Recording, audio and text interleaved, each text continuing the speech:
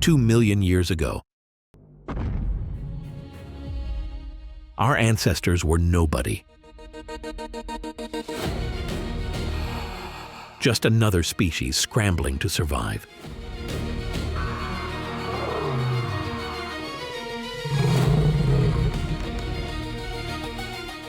Today, we rule the planet. But how did we get here?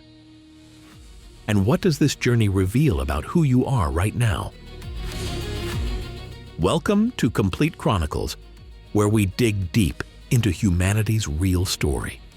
Everything you're about to hear is backed by leading historians Yuval Noah Harari, Jared Diamond, J.R. McNeil, because we're serious about uncovering what actually happened, not myths or speculation.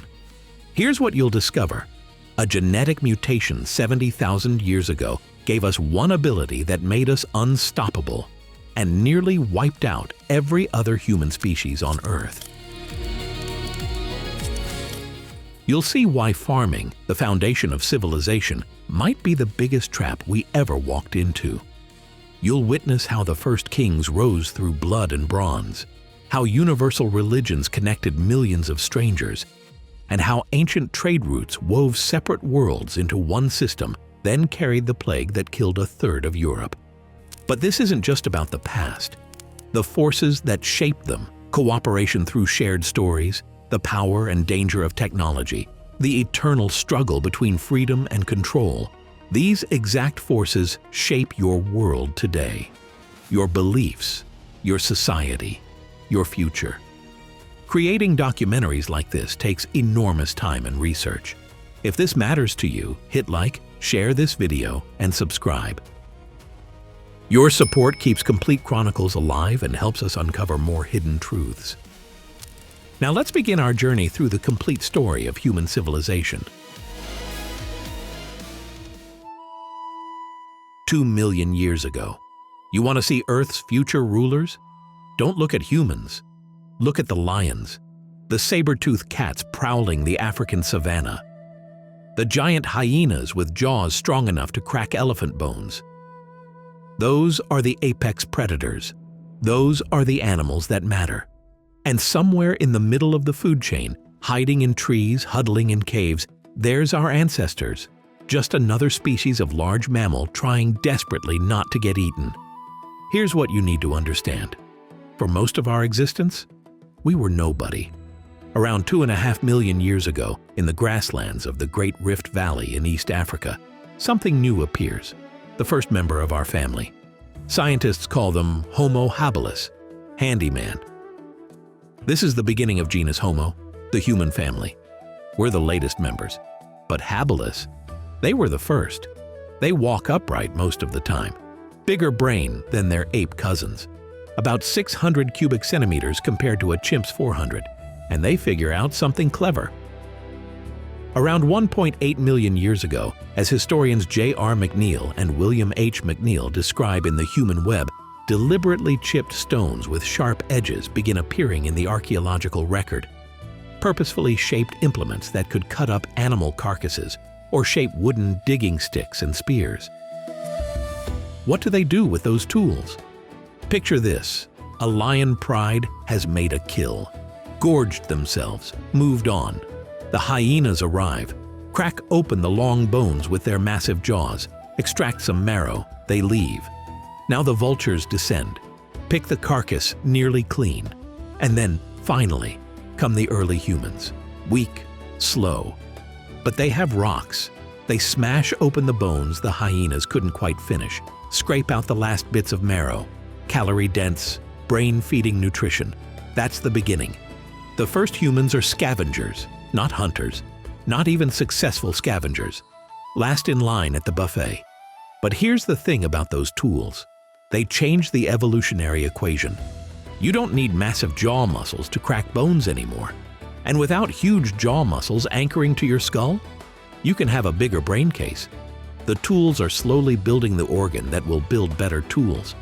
2 million years ago, a new species appears, Homo erectus, upright man, taller, about 6 feet, better posture. Brain size jumps to 900 cubic centimeters, and they improve the tool design dramatically. They create what archaeologists call Acheulean hand axes, teardrop-shaped, sharp on multiple edges, symmetrical, beautiful even. But here's what's remarkable. Where the crude tools required 3 or 4 strikes to make, these hand axes require 50 to 100 precisely placed blows. That's planning, that's mental templates, that's teaching others the technique. But they do something no human has done before. They leave Africa. Jared Diamond in Guns, Germs, and Steel traces their journey across the Old World. Fossils discovered on the Southeast Asian island of Java prove Erectus reached the Pacific. Other bones turn up in northern China, Hungary to the west. They adapted to climates their ancestors never imagined. One skeleton found in Kenya in 1984 tells us what they looked like. Turkana boy. He died around 1.5 million years ago, probably around 8 years old. Tall for his age, long legs built for walking vast distances, body proportions almost identical to modern marathon runners. And here's the remarkable thing. As Yuval Noah Harari notes in Sapiens, Homo erectus survives for nearly 2 million years. That makes them the most durable human species ever. Our species has been around for maybe 200,000 years, making us evolutionary newcomers by comparison. Around 800,000 years ago, Erectus discovers something that changes everything. Fire. At Wonderwork Cave in South Africa, archaeologists found ash and burned bone dating back 1 million years ago. But at Gesher Beno Yaakov in Israel, 790,000 years ago, the evidence becomes unmistakable. Circles of stones with ash and charred wood inside them. The same spots used over and over again. Burned seeds nearby. This isn't a wildfire that swept through randomly. This is deliberate. Humans building fires, returning to them, feeding them, controlling them. Picture this. Winter. Zhoukoudian caves near Beijing, freezing cold outside. Inside, a group of Homo erectus huddles around flames they've built. The fire pushes back the darkness. For the first time in the history of life on Earth, a tropical creature is warm on a winter night in northern China. What else does fire do?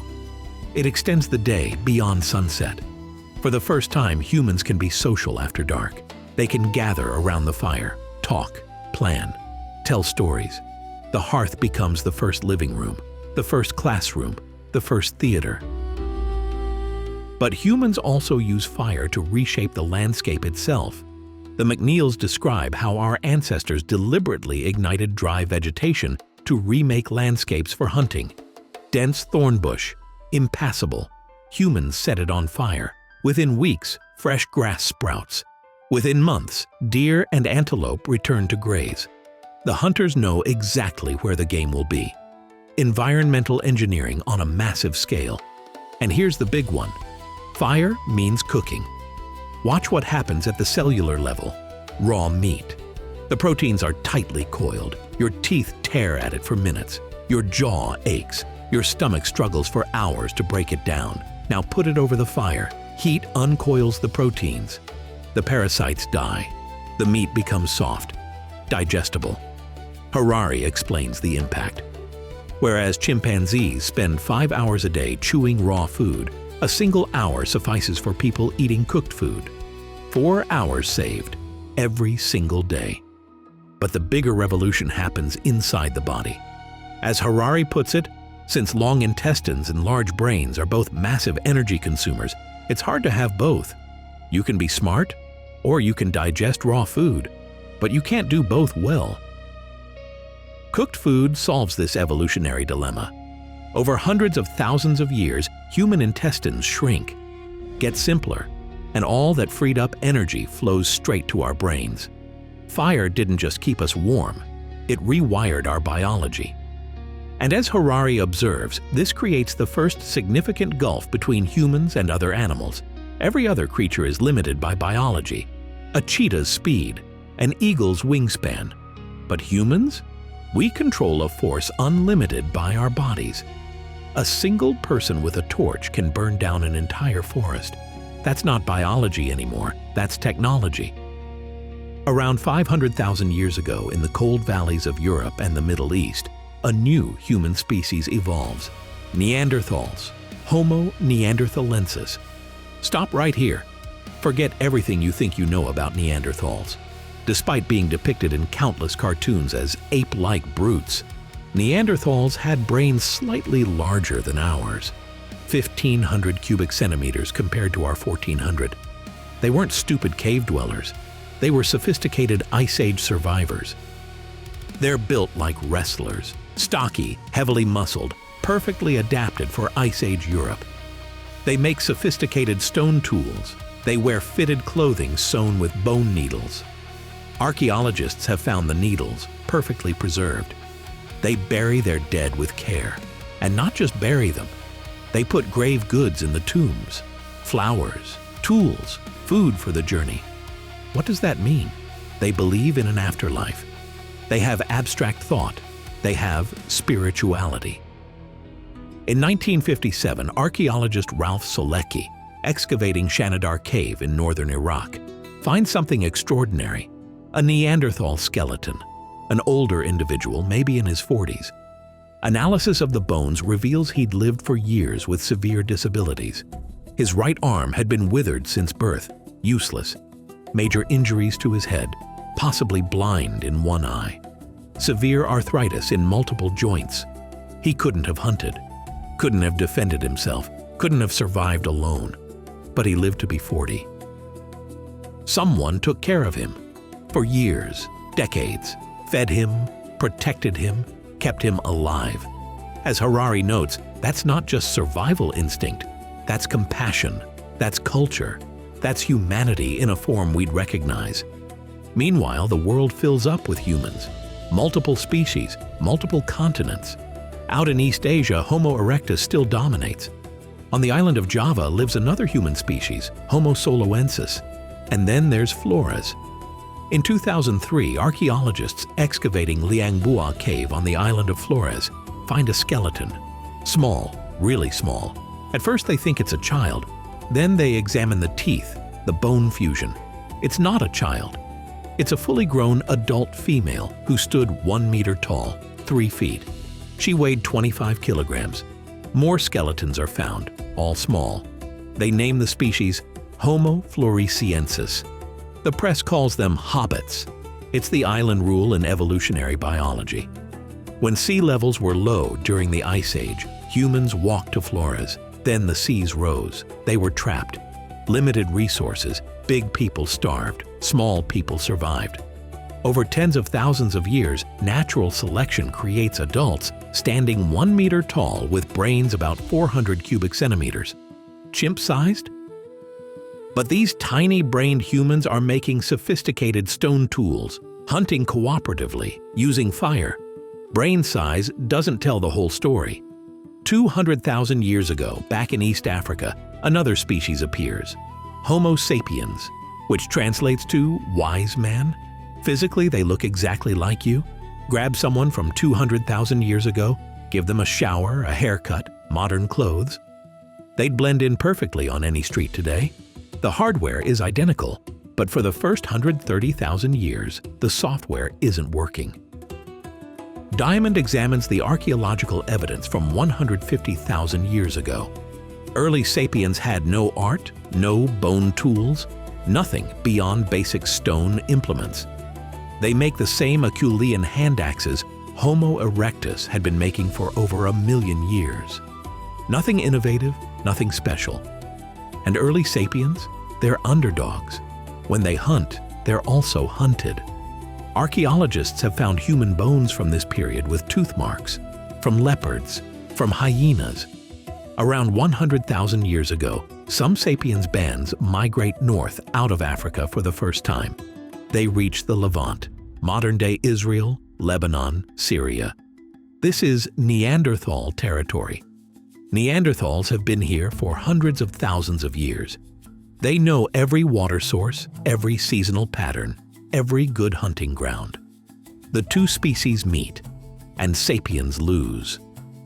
As Harari describes it, it might have been due to nasty natives, an inclement climate, or unfamiliar local parasites. Whatever the reason, the sapiens eventually retreat. The Neanderthals remain masters of the Middle East. We tried, we failed, we weren't ready. Why? Early sapiens were probably different from us internally. They looked like us, but their cognitive abilities were far more limited. They have the body. But something crucial is missing in the mind. Step back and look at the big picture. For billions of years, the universe expanded, stars formed and died. For 4 billion years on Earth, life evolved. Single cells to fish to dinosaurs to mammals. And now, on one small continent, on one small planet, there are several species of large apes walking upright, using fire, making tools, caring for their sick. Impressive by ape standards, certainly. But on the scale of cosmic history, barely noticeable. For most of our existence, we were nobody. Then, around 70,000 years ago, something changed. Something that would make this species the most important thing on the planet, and the most dangerous. They started believing in things that didn't exist. Most researchers believe accidental genetic mutations rewired sapiens' brains. Something changed in the wiring, not the size, the connections, the way neurons fired and linked together.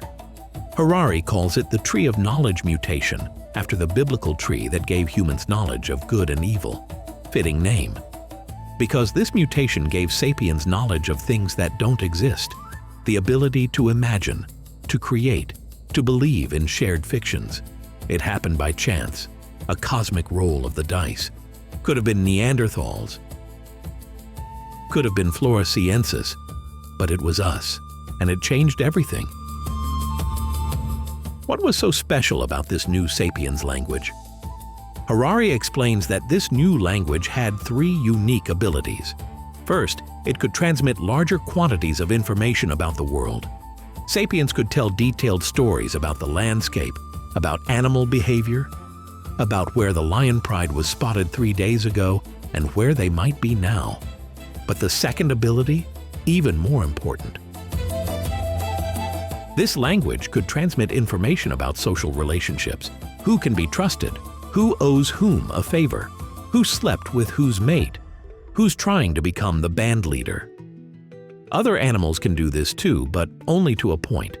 A chimpanzee troop can have complex politics, but it maxes out at around 50 individuals. Beyond that, the social fabric falls apart. Too many relationships to track. Too much information for one brain to hold. Humans found a way around this limit. The third ability, the revolutionary one. This language could transmit information about things that do not really exist. Tribal spirits, guardian ancestors, gods, nations, corporations, human rights, fiction. Think about what this means. A sapiens band gathers around the fire. The elder tells a story. There's a lion spirit that watches over us. If we respect the lion spirit, it will protect us in the hunt. If we anger it, we'll fail. Does the lion spirit exist? No. But if everyone believes in the lion spirit, it might as well exist. The belief changes behavior. The band hunts together with confidence. They follow the same rituals. They trust each other because they share the same story. As Harari puts it, an imagined reality is something that everyone believes in. And as long as this communal belief persists, the imagined reality exerts force in the world. This is the key to everything that follows. You cannot convince a chimpanzee to give you a banana by promising him bananas after he dies in chimpanzee heaven. He won't do it. Chimpanzees don't believe in heaven. But tell humans about heaven, eternal reward, glorious purpose. Suddenly, thousands of strangers will cooperate on cathedrals, crusades, corporations, revolutions. 50 Neanderthals cooperating in traditional patterns stand no chance against 500 sapiens united by shared myths. Shared fictions let groups grow from dozens to hundreds to thousands to millions. And here's the beautiful, terrifying part. These shared myths can change almost overnight. With animals, social behavior is largely determined by genes. Want to change how chimpanzees organize their troops? You need genetic mutations. That takes thousands of years. But humans can change their social behavior by simply telling different stories. The French Revolution. In 1789, the entire French population switched almost overnight from believing in the divine right of kings to believing in the sovereignty of the people. No genetic changes needed. Just a new story. This opened a fast lane of cultural evolution, bypassing the traffic jams of genetic evolution. Around 70,000 years ago, history declares independence from biology. The evidence explodes in the archaeological record. Between 70,000 and 30,000 years ago, humans invent boats, oil lamps, bows and arrows, needles for sewing warm clothing. Trade networks suddenly span hundreds of kilometers. Shells from the Red Sea coast turn up 500 kilometers inland, and art appears. In a cave in southern Germany, someone carves the Stadel Lion Man from mammoth ivory, 40,000 years old. A human body with a lion's head, half a foot tall, over 400 hours of work. This creature never existed in nature, but it existed in someone's mind. Fiction made physical. Deep in Chauvet Cave in France, 32,000 years ago, artists paint horses, lions, rhinoceroses on the walls. You need torches to see down there, scaffolding to reach.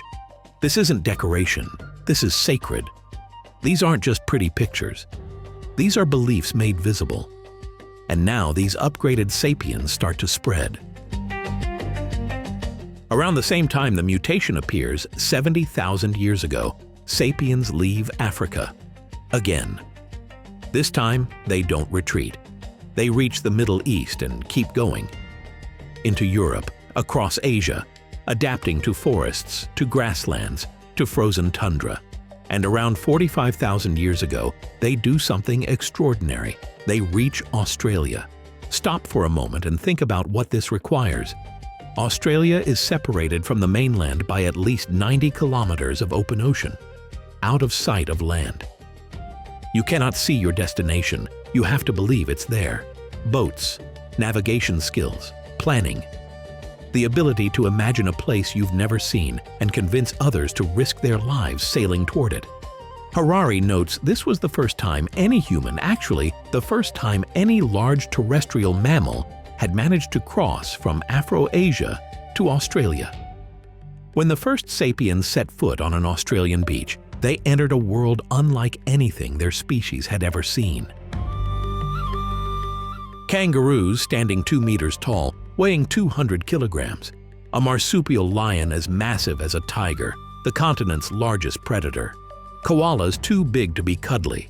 Flightless birds twice the size of ostriches. Dragon-like lizards. Snakes 5 meters long. And the giant diprotodon, a wombat the size of a modern car, 2.5 tons, the largest marsupial ever to walk the earth. Within a few thousand years, virtually all of these giants vanished. Of the 24 Australian animal species weighing 50 kilograms or more, 23 became extinct. Food chains throughout the entire Australian ecosystem were broken and rearranged. What happened? The debate continues. Climate change? Perhaps. But Harari points to a damning pattern. Wherever sapiens arrive, megafauna dies within centuries. And this is just the beginning. Sapiens spread east across the Pacific Islands. Each island tells the same story. Within centuries of human arrival, the large animals disappear. They spread west into Europe, Neanderthal territory. For 10,000 years, the two species overlap. But something is different this time. Neanderthals hunt in small groups, 10 to 15 individuals using ambush tactics, get close to prey with strength and short-range weapons. Their hunting style is traditional and static. Sapiens? They hunt differently. They develop techniques requiring cooperation between dozens of individuals, surround entire herds of wild horses or bison, drive them toward cliffs or into narrow gorges. Archaeologists have found sites in France used annually for thousands of years. Same locations, same techniques. Stone walls and fences built to funnel animals into kill zones. Industrial-scale slaughter. If violence broke out between the two species, 50 Neanderthals cooperating in traditional patterns were no match for 500 versatile sapiens. And even if sapiens lost the first round, they could quickly invent new strategies for the next time.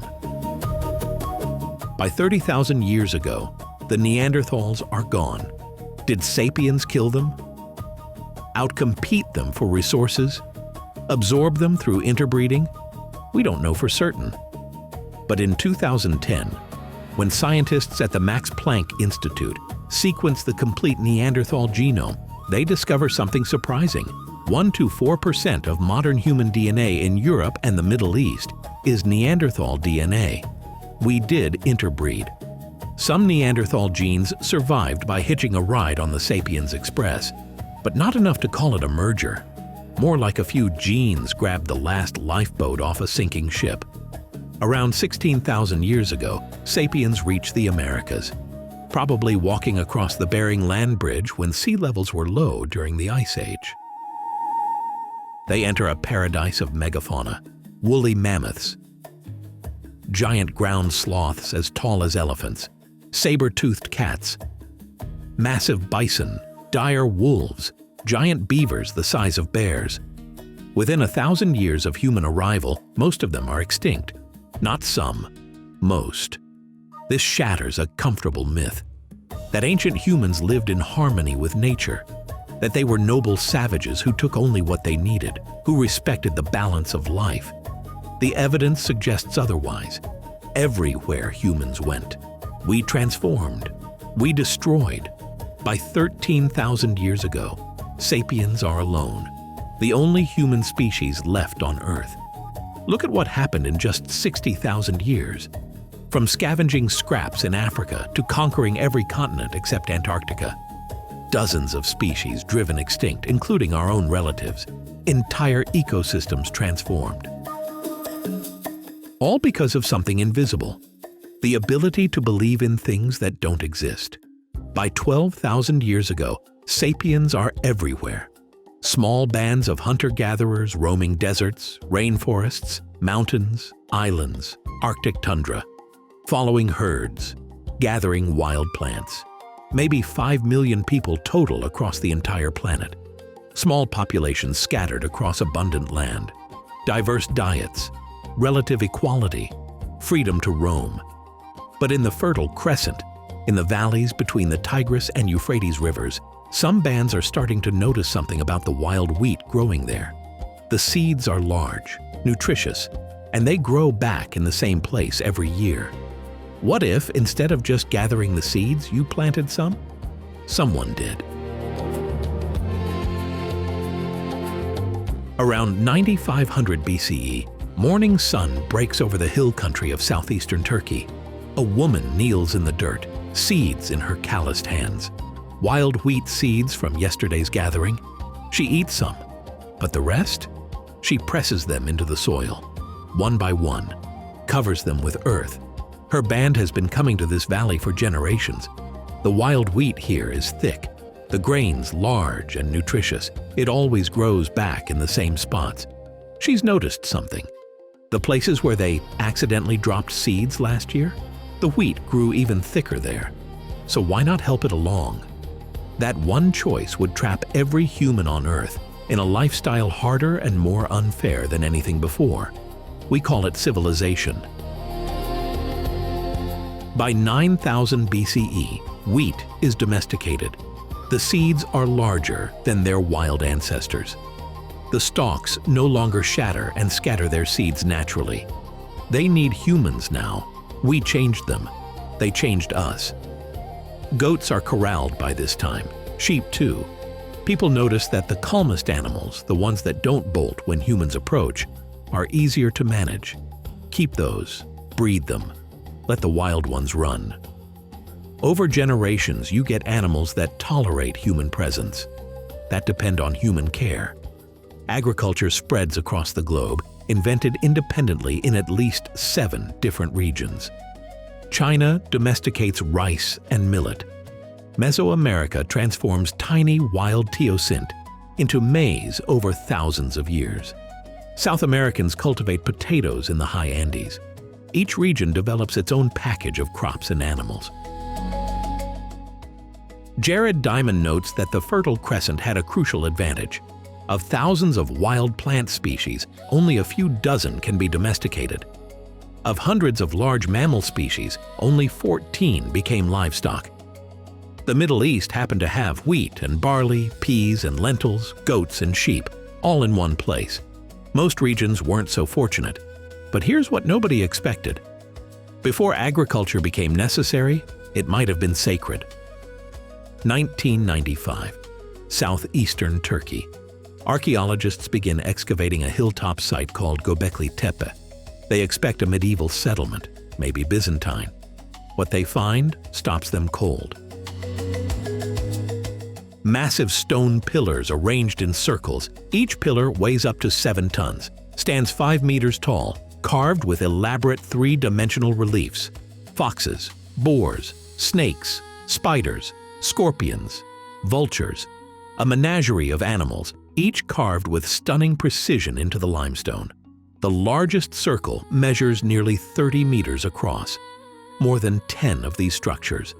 The stone quarried from nearby, hauled uphill, erected without metal tools or draft animals. One unfinished pillar still in the quarry weighs 50 tons. This required hundreds, maybe thousands of people working together. For years. They date the structures 9,500 BCE. Before agriculture, before permanent settlements, before pottery, before metal tools, before writing, before everything we associate with civilization. Hunter-gatherers built this. Why would foragers, people who moved with the seasons, invest this much labor into permanent structures? And here's where it gets even stranger. Geneticists tracing the origins of domesticated wheat find that einkorn wheat, one of the first cultivated varieties, comes from the Karatsadag Hills, 30 kilometers from Göbekli Tepe. The conventional story says humans settled down, started farming, built villages, then eventually built temples. Göbekli Tepe flips that sequence. Maybe they built the temple first. Maybe feeding the people who gathered for rituals pushed them toward intensive cultivation. By 8000 BCE, Jericho has maybe 1,000 people living in permanent mud brick houses surrounded by massive stone walls, 3 meters thick, 4 meters high. Why walls? Hunter-gatherers didn't need walls, but farmers have grain stored in silos, wealth concentrated in one place, worth defending, worth attacking. By 7000 BCE, Çatalhöyük in Anatolia might house 10,000 people. Picture it. Mud brick buildings packed so tightly there are no streets. Houses share walls.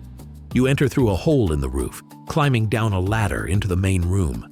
Your neighbors are an arm's length away through thin walls.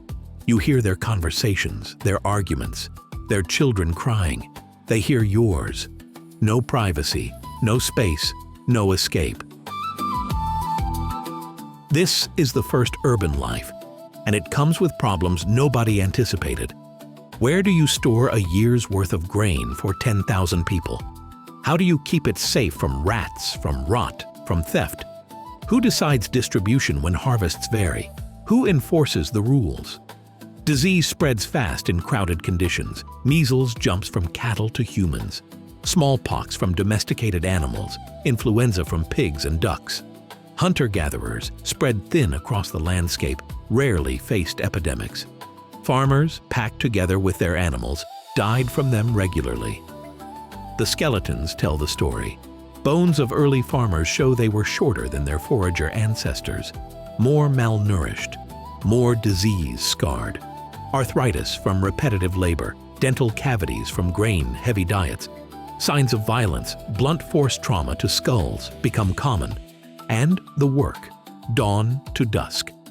Processing grain alone requires hours of grinding, hauling water, repairing tools and structures.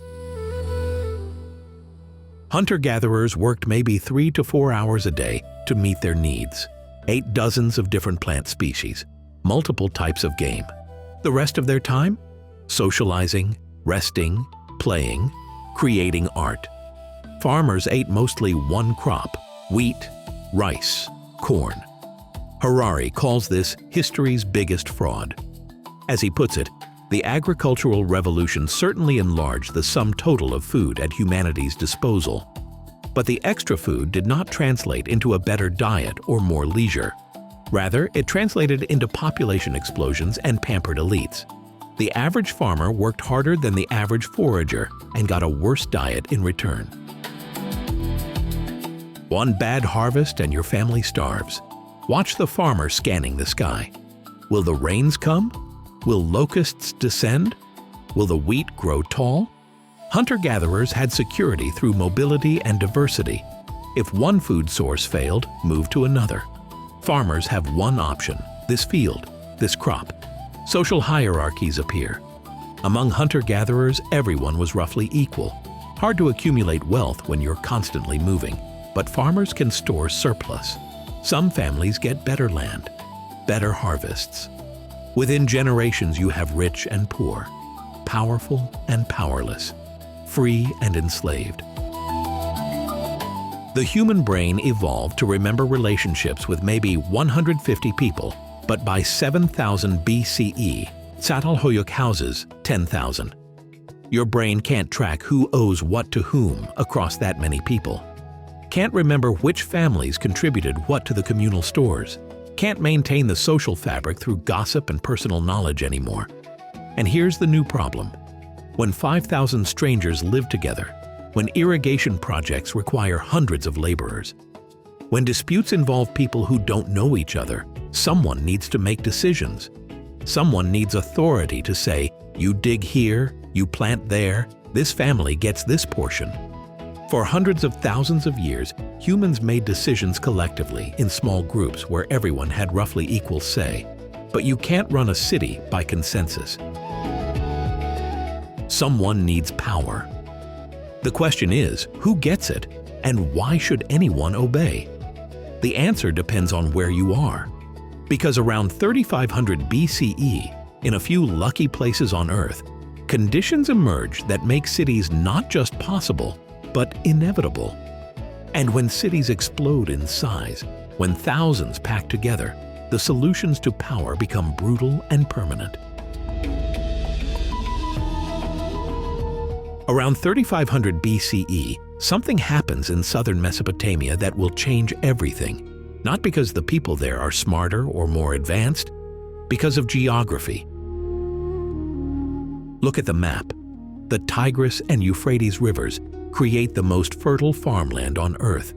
Annual floods deposit rich silt. Crops grow abundantly. But there's a problem. No timber for building, no stone for tools, no metal for weapons. Everything must be imported. From the mountains to the north, from across the sea to the south. And right where these rivers meet the Persian Gulf, ancient sea trade routes converge with overland donkey caravans coming from inland. Goods flowing in from everywhere, ideas, people, technologies. Cities explode at these convergence points. Uruk, Ur, Lagash, Kish. By 3000 BCE, they're housing thousands of people behind massive mud brick walls. These aren't just big villages, they're something new. Trading hubs, manufacturing centers, places where merchants from a dozen regions meet to exchange goods, where craftsmen produce bronze tools, woolen textiles, pottery for export, where priests build temples that rise above everything else, ziggurat steps climbing toward the sky. The big men emerge, heads of wealthy households who have followers, clients, dependents, people who owe them, people who need them. These men make decisions that affect hundreds. They organize irrigation projects. They lead trading expeditions. They settle disputes. Not because anyone elected them, because they have resources and others need those resources. But the cities are competing. Uruk wants control of the water channels that Ur uses. Lagash and Umma fight for decades over a strip of fertile borderland. Kish raids Nippur's trade caravans. Violence escalates from raids to battles to wars, and war requires leaders who can command through force. Picture the aftermath of a battle outside Uruk, around 2800 BCE. Bodies scattered across the plain, bronze spearheads glinting in the sun. The defeated city's army broken, fleeing. A war leader named Gilgamesh stands over the enemy commander. He doesn't just demand tribute and withdraw, he marches into the city, takes control of the temple, installs his men as administrators. The city is his now.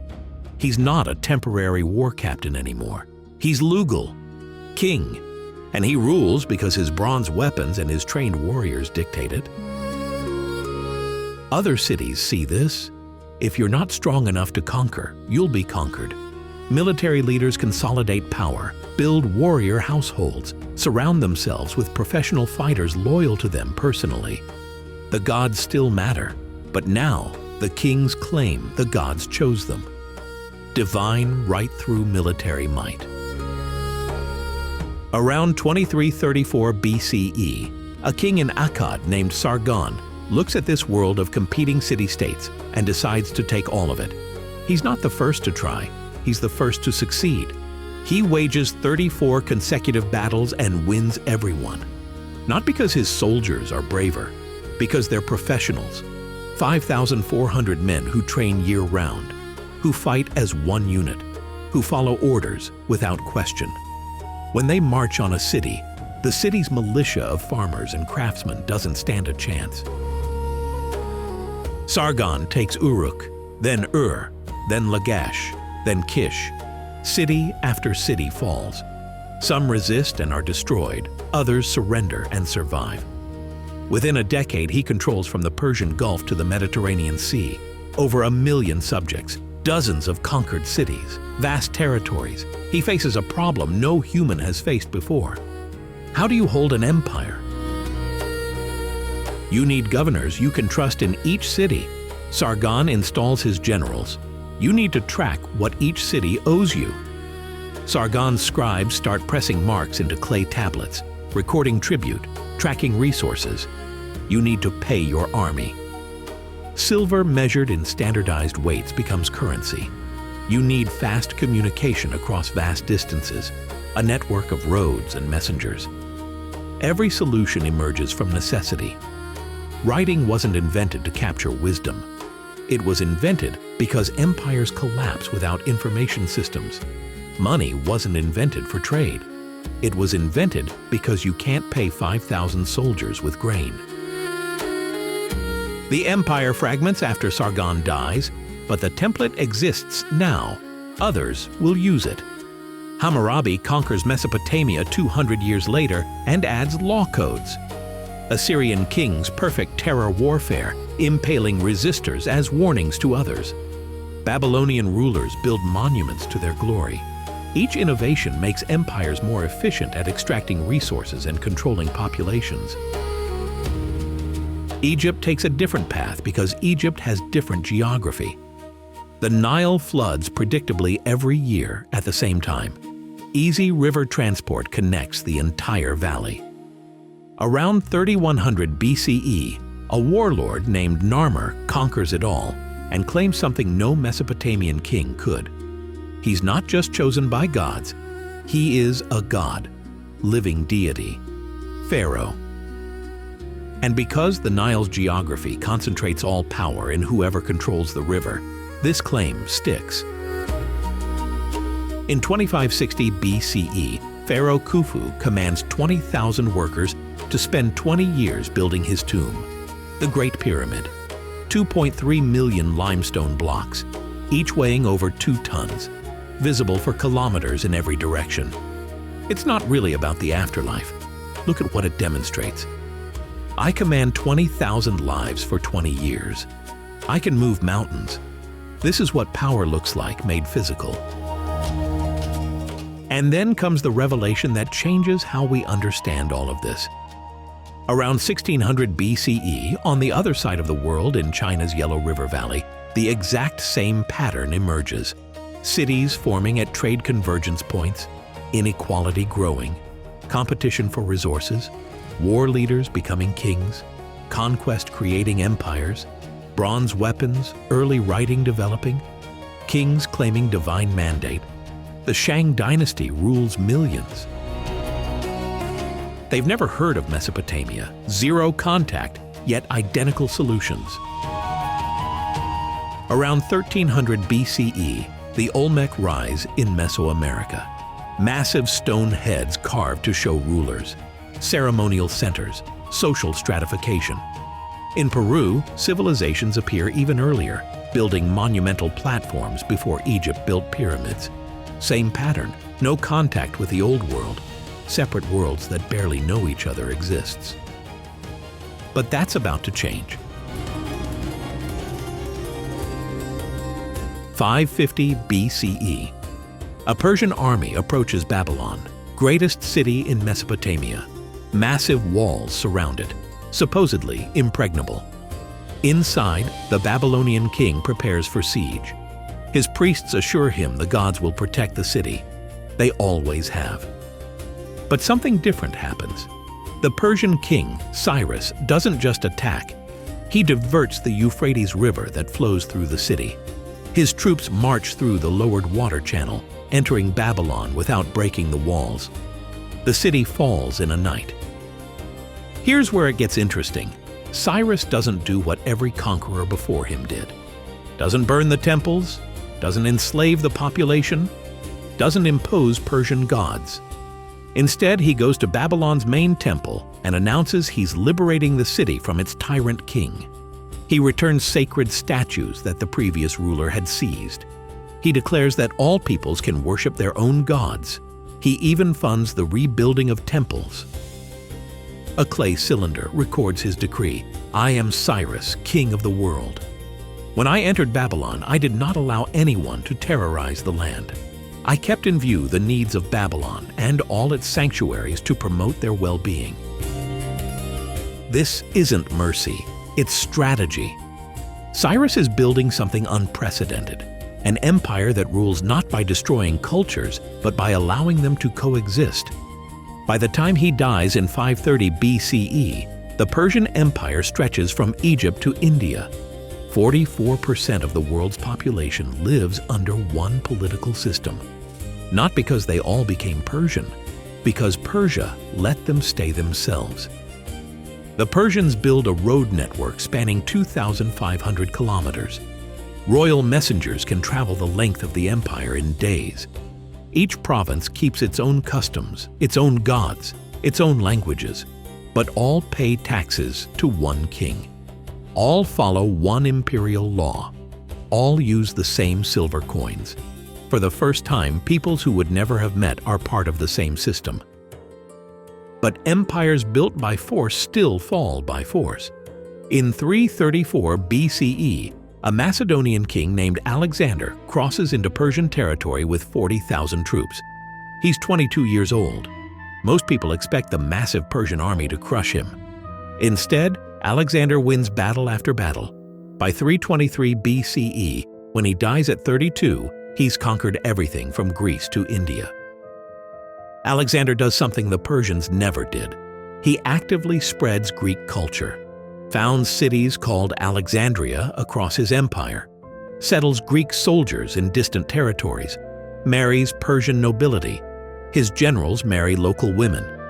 The idea is fusion: Greek and Persian, Greek and Egyptian, Greek and Indian. When his empire fragments after his death, it leaves behind a Greek-influenced world from the Mediterranean to Central Asia. Traders speak Greek. Cities are built in Greek style. Greek becomes the common language of educated people across thousands of kilometers. By 200 BCE, two massive empires dominate the Old World at opposite ends. Rome in the west, eventually controlling everything around the Mediterranean. The Han Dynasty in China, ruling the Yellow River Valley and beyond. Each thinks It's the center of civilization. Each has never heard of the other. A Roman merchant couldn't point to China on a map. A Chinese official doesn't know Rome exists. But merchants know. Merchants always know, because profit drives them to find connections others don't see. A Chinese trader takes silk west, passes it to a Central Asian middleman in Kashgar, who sells it to a Parthian merchant, who sells it to a Syrian trader, who finally sells it to a Roman merchant in Antioch.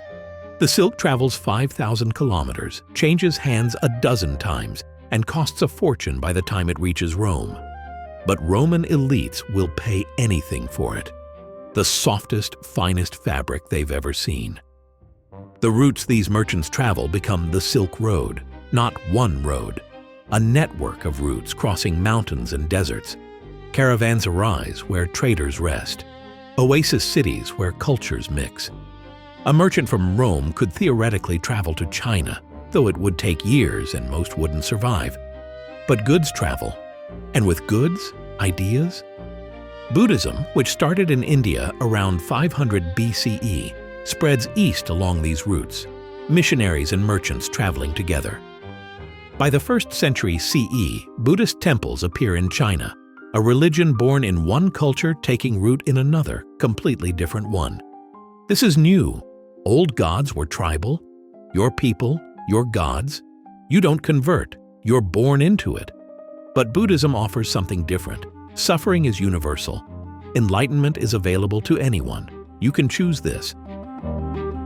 Then in the 1st century CE, in a backwater of the Roman Empire, another universal religion emerges. A Jewish preacher named Jesus is executed by Roman authorities. His followers claim he rose from the dead. Most expect the movement to die. Instead, it spreads, first to other Jews, then to non-Jews. A man named Paul takes it across the Roman world. He tells Greeks, Romans, Syrians, you don't have to be Jewish, you just have to believe. Salvation is for everyone. By 312 CE, the Roman Emperor Constantine converts. Christianity becomes state religion. Within a century, it dominates the Mediterranean world. A religion that started with a dozen followers now claims millions. Because it offers something empires can't. Empires offer order, law, security. Religion offers meaning, purpose, eternal life. And universal religions offer this to anyone, regardless of ethnicity or birth. You can be Roman or Egyptian or Syrian, rich or poor, slave or free. You're all equal before God. In 622 CE, in the Arabian city of Mecca, a merchant named Muhammad begins preaching a new revelation. One God, all humans equal before him. The rich and powerful of Mecca reject him, force him to flee. But his message spreads. By his death in 632, most of Arabia follows him. By 750 CE, Islamic empires stretch from Spain to India, the fastest religious expansion in history. Why? Because Islam, like Christianity and Buddhism, is universal. Anyone can join. Arab or Persian, African or European, the message transcends tribe. The Islamic world becomes an intellectual powerhouse. In Baghdad, the House of Wisdom collects texts from across the known world. Greek philosophy, Indian mathematics, Persian astronomy. Scholars translate everything into Arabic. Add their own innovations. Algebra, algorithms, advanced medicine. The knowledge flows through Islamic trade networks. A scholar in Spain reads ideas from India. A mathematician in Baghdad builds on Greek geometry. The Silk Roads are humming with traffic by 1000 CE. Chinese silk and porcelain flow west. Islamic glass and steel flow east. Indian spices, African gold, Russian furs, but also books, technologies, ideas. Paper invented in China around 100 CE reaches the Islamic world by 750. Europe by 1200.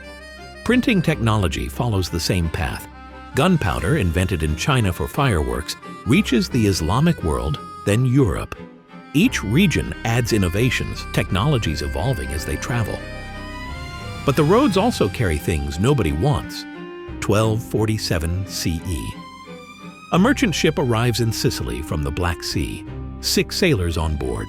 Within days, they're dead. Black swellings in their armpits and groins. Bubonic plague. It spreads along every trade route, every connection that took centuries to build. Mediterranean ports, overland caravans, river valleys. By 1353, a third of Europe is dead. Maybe half of some regions. 25 million people gone. The plague follows the same routes that connected the world, proving those connections are real, proving the separate worlds aren't separate anymore. 1206 CE. Genghis Khan unites Mongol tribes and begins conquering everything within reach. By the time his grandsons finish the job, the Mongol Empire is the largest contiguous land empire in history. From Korea to Hungary. 1/6 of Earth's land area, ruling over 100 million people. The Mongols are brutal. Cities that resist are massacred, entire populations erased. But once the killing stops, the Mongols do something unexpected. They enforce peace across their territory. Merchants can travel from Beijing to Baghdad safely, the Pax Mongolica. Marco Polo, a Venetian merchant, travels to China in 1271, serves in the Mongol court, returns with stories Europe doesn't believe. But the route is open now. The connection is real.